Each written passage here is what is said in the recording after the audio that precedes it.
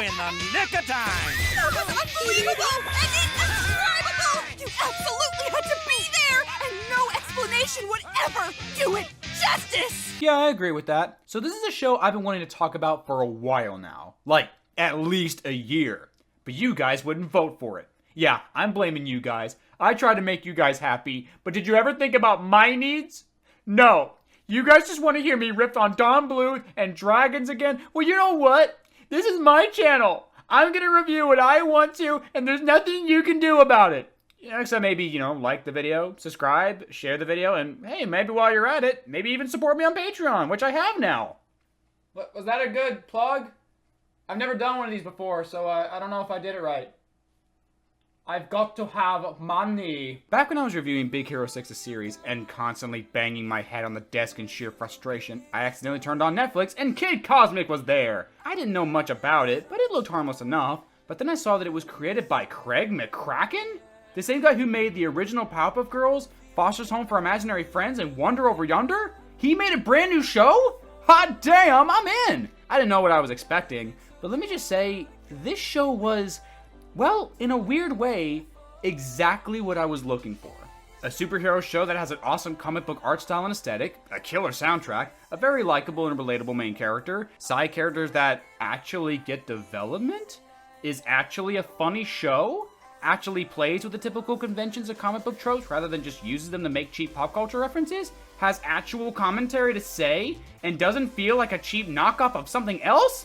Hot damn! This is everything Big Hero 6's series should have been! Oh my god! And to think that I had to go to Netflix for a show that I wanted, not Disney! Seriously, what is it about Netflix that just outshines Big Hero 6 in every conceivable way? It's a madhouse, I tell you! It's a madhouse! Oh, here we go again. RaisorBlade shitting on Big Hero 6. Well, I guess the sky is blue after all. Okay, before you all start commenting on that, I promise you this is not a comparison video between those two shows. I actually do want this video to focus on why this show is good in its own right, not when compared to... It's time to start being a little less honey and a lot more lemon. I might end up bringing up Big Hero 6's series every once in a while, but only to make an actual point on why this show genuinely succeeds. I promise, though, this will be a rare occurrence. Because for real, though, Kid Cosmic blows a lot of shows out of the water. Seriously, though, Craig McCracken just always seems to know how to knock it out of the ballpark each and every time. Compare him to the other two big names that were around at the same time he was, Seth MacFarlane and Genndy Tartakovsky. Now, don't get me wrong, both of these creators are talented individuals as well in their own rights, but even though Seth created Family Guy and American Dad, he also created The Cleveland Show, and also those live-action movies, which were... There's so much porn! Genndy created Dexter's Lab, Samurai Jack, and is currently working on Primal, which is easily one of the best animated shows around right now. But he also made the Hotel Transylvania movies, which were also fine, honestly a little overhated, but not great. But he also, while not directing, did write the story for the fourth one, which was... It's just awful. It's unwatchable. While Seth and Genndy are both talented animators who definitely influenced the landscape of animation, Craig is strangely the one I see talked about the least, but is also the most consistently good out of the three. While the other two had points where they ended up failing, which I'm not shaming them for, it happens even to the best of us, Craig is the one who just constantly kept delivering stellar quality every time he touched something. Like, seriously, it's insane he's gone this long without making something truly bad like the other two have.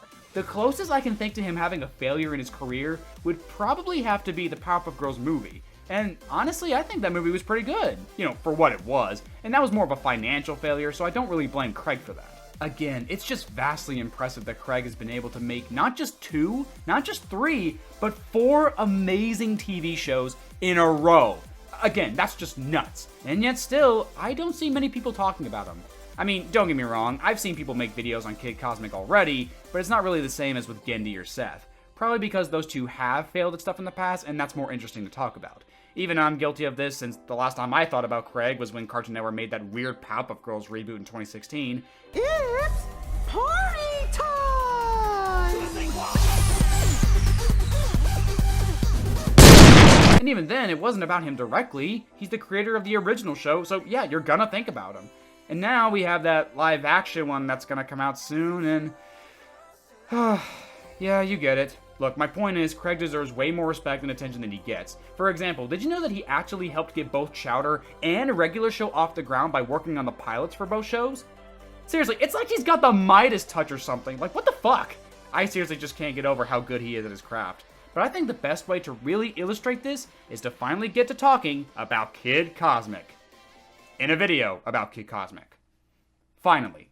As we sail closer,